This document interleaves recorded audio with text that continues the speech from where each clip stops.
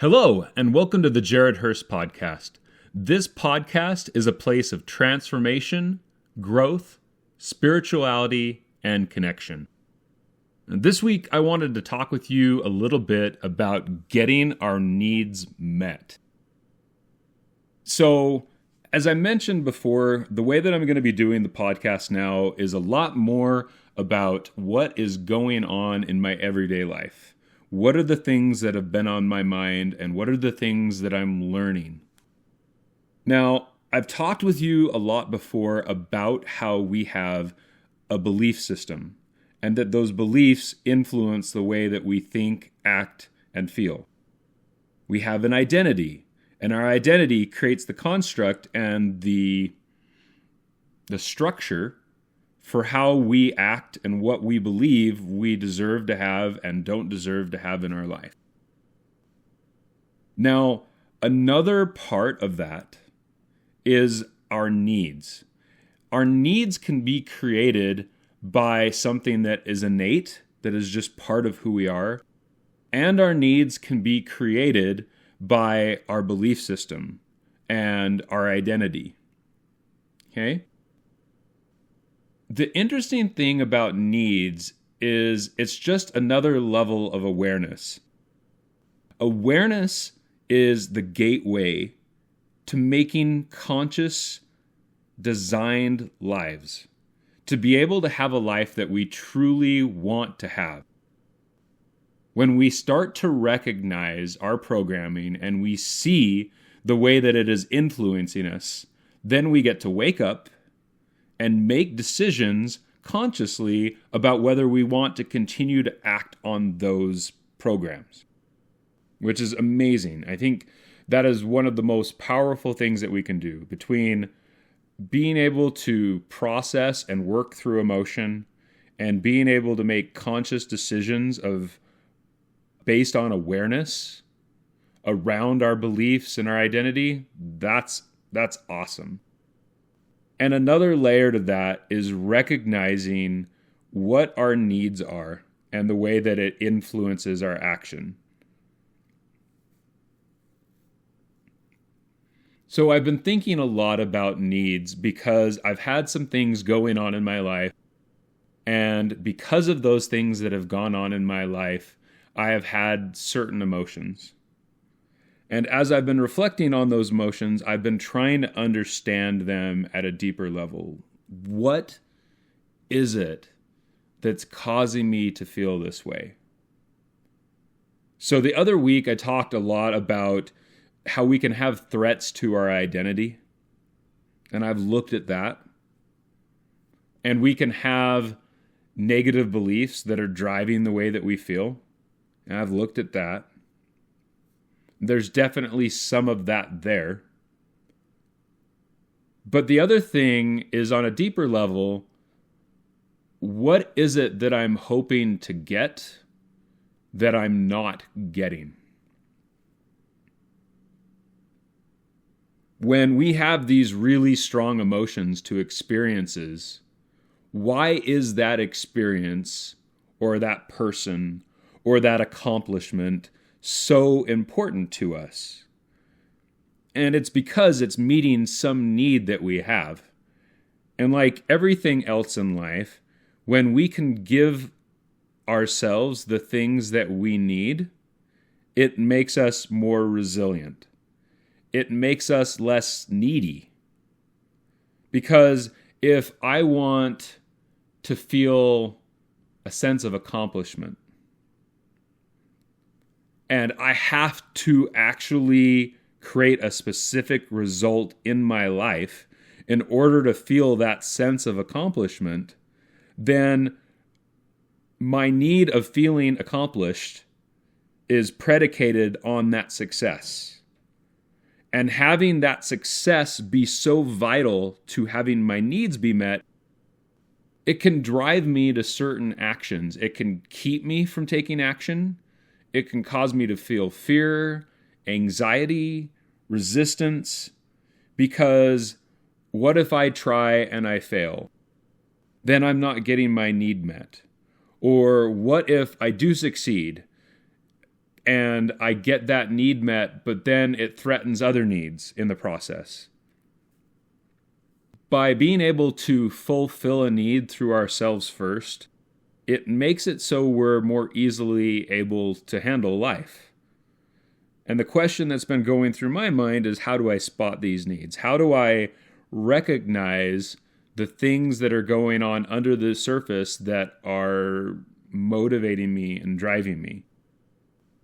One of the things that you can look at in life in order to see where your needs are, the things that you desire on a really deep, meaningful level, is start looking at the things that you pursue in life. What is it that you've consistently pursued throughout your life? You know, when I was a little kid, I remember I was like 5, 6, 7 years old. I would go over to my friend Lance's house, and I would ring his doorbell. And if he came to the door, great. And if he didn't come to the door, I'd wait a little bit, and then I'd ring the doorbell again. And then I'd wait a little bit, and then I'd ring the doorbell again. And I just kept ringing the doorbell in hopes that he was home and he just hadn't heard the doorbell, or they were busy and they were still coming, or whatever it was. I was very persistent. And then once I reached a point in which I was confident that nobody was home, or it was unlikely that somebody was home, I'm looking back at it now, and it's like I was such a crazy little kid. I would look in windows and try to make sure that they weren't just hiding from me or whatever, which is crazy, right? If your friend doesn't want to spend time with you, hunting them down and forcing them to interact with you is probably not the way to go. But I digress. I was a little kid. So if they didn't answer, I would sit around the house. I would kick rocks in his driveway.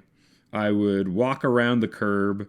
I would spend hours just waiting for my friend to get back home because I was so excited to connect with my friend. And when I look at my life, that has been a consistent thing. Connection is so important to me.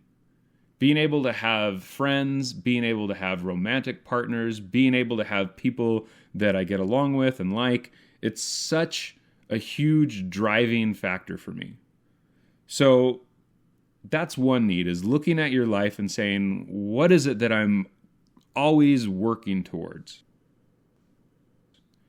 And then the other thing is looking at it and saying, what things give me the most fear, the most anxiety, the most anger? Like, what things trigger me? And I think the same thing is true there. Connection. Feeling like I'm losing connection, feeling like I don't have connection, feeling a sense of rejection. It all comes down to this rejection. So when this connection, I said rejection, but that also kind of works. I mean connection. So it comes down to connection on the wants. It comes down to connection on the fears and the angers and the insecurities and everything else. And so there's a basic need there for connection. Connection is so important to me. It is a basic, fundamental need inside of me. And if you want to go really deep, you can start exploring that need and saying, why do I have that need? I don't know that I want to dive into that. I feel like I have a pretty good idea of why I have that need, but that's just not something that we need to delve into. But it's interesting that how it affects your life. You have these needs, these things that you want, and it drives all these different emotions that you have. And so when I started looking at it, I was like, well, how can I give this to myself? Because whenever we have something that the way that we feel is predicated on something outside of ourselves, we are at the mercy of that thing. I think we've delved into that concept in a lot of different ways, and it's something that keeps showing up in my life in different ways. that we need to be the source and the foundation of our needs and our wants and our desires and everything else. So then it's like, well, how can I choose myself? How can I feel connected more to myself? How can I pour into the connections that I have?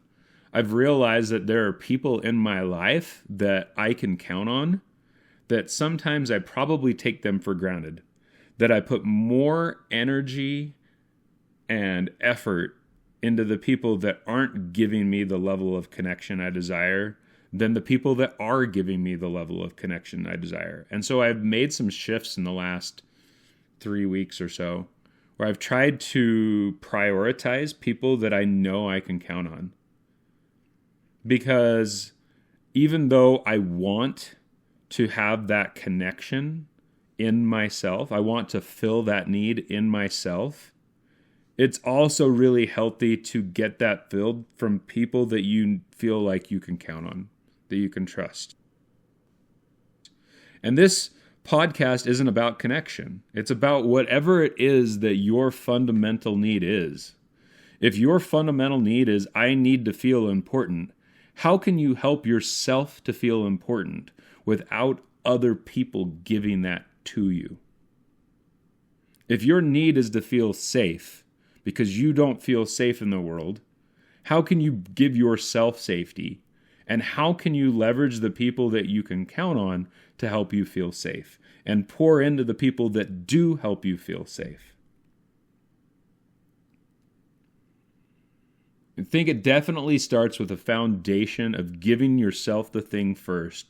Second, building upon the things that are consistent in your life that you feel like you can truly trust and count on. And then maybe going to the next step where you're branching out and trying to add new stuff into your life. Why spend all this time and energy trying to, if you've got an issue around connection and wanting to feel connected to others, why spend all this time and energy trying to connect to new people when you have yourself that you haven't connected with adequately, your children that you haven't connected with adequately, your friends, your parents, people that you really know that you can invest energy into and have a high probability of having those things pay dividends.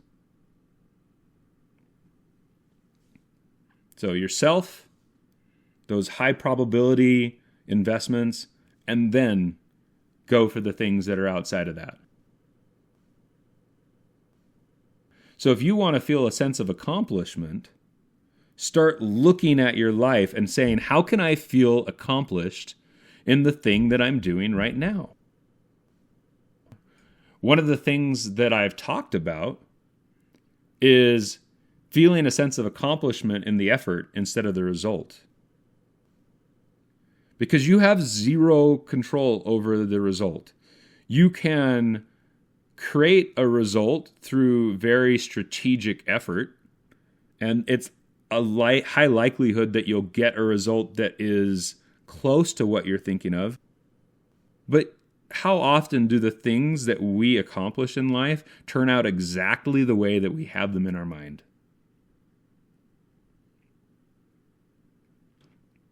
Not very often. It's very rare that we have things come out exactly the way that we envision. The person that we end up marrying is exactly what we envisioned. The friends that we end up surrounding ourselves with are exactly what we anticipated. The job that we go after is exactly the job that we thought it would be, and once we're in that job is exactly what we expected. No. And so if we can't 100% control the result, then focus on what you can control, which is the effort. The effort that has the potential to grow and blossom into the fruit that you are seeking. Right? If you want to have an apple, you probably would be better off planting apple seeds than planting grape seeds or orange seeds or whatever. We know that certain efforts produce certain results, but it isn't always going to turn out the way that we want. You can plant an apple tree and then you find out that they're crab apples, or that it's just not a very healthy tree. So then you go get a different apple seed and you try that one. And then you're like, oh, these are the kind of apples that I really were hoping for. Or, you know what? These are a little sour, more sour than I thought, but I like that. I'm going to appreciate that. Kind of a weird analogy, but you get the idea. We reap what we sow. But it doesn't always look the way that we anticipate. So put the focus on the effort. It's about looking at your needs and figuring out what you want. I started thinking about some of the things that I want in life. Things that I want as far as my career. Things that I want as far as like my personal relationships, both romantic and platonic. And it's like, well, what do I hope to accomplish from those? I want to feel a sense of connection. I want to feel a sense of fulfillment in my career. I want to feel a sense of purpose and meaning. I want to feel like my life meant something. As I'm getting older, I think about the meaning of my life, being remembered, feeling a feeling of what will people remember me for. And so if you think about it, if you're looking at this accomplishment as being the thing that will bring you these feelings, then you're not really allowing yourself to feel those things now. You often hear people talk about if you put your happiness in something in the future, then your happiness will always be in the future. And that's the same of any emotion. If I want to feel a sense of accomplishment, and my accomplishment only comes when I achieve this one goal, then if I don't achieve that goal, all of my dreams of feeling accomplished go out the door with it. So sometimes we don't even take action, because if I don't take action, then that means I can still take action in the future, and my dream of feeling accomplishment is not dead. But if I take action and I don't do it, then I will never feel accomplished. Think about that. Your desire to feel something and predicating it on a certain result can lead you to inaction. But if you can look at your life now and find a way to feel accomplishment now, and do things that lead you towards this goal, then you're going to have less resistance, less fear, less anxiety, etc. If I want to feel connected now, how can I feel connected to myself? If I want to feel like my life has meaning now, how can I look at the things that I've already done and find meaning in what I'm doing? If I want to be remembered, how can I already see that I will be remembered?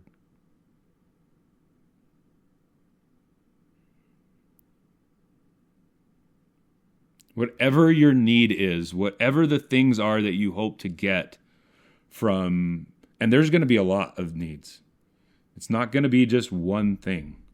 There's a lot of anything that you hope to accomplish, experience, obtain, that trip that you want to take, you're hoping that you're going to feel a certain way because of that trip. What if you don't get to take that trip? Does that mean that your life doesn't have meaning, that you don't get to feel that way? I'm not saying don't take the trip. I'm not saying don't work towards the trip. But how can you give that thing to yourself now?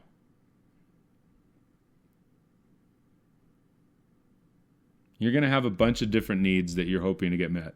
And you're going to have some really interesting aha moments as you start to sit there and really think about your life. And think about the things that you really desire and why you want them. I know it has for me. The more I've thought about it, the more I've like really dug into, why do I want this and that and whatever? And how can I give that to me now while I'm still reaching for that goal? It's kind of an interesting thought process. Take some time with it. Let me know what you think. I believe in you. I know that you can do it. And until next time, remember that you are not alone.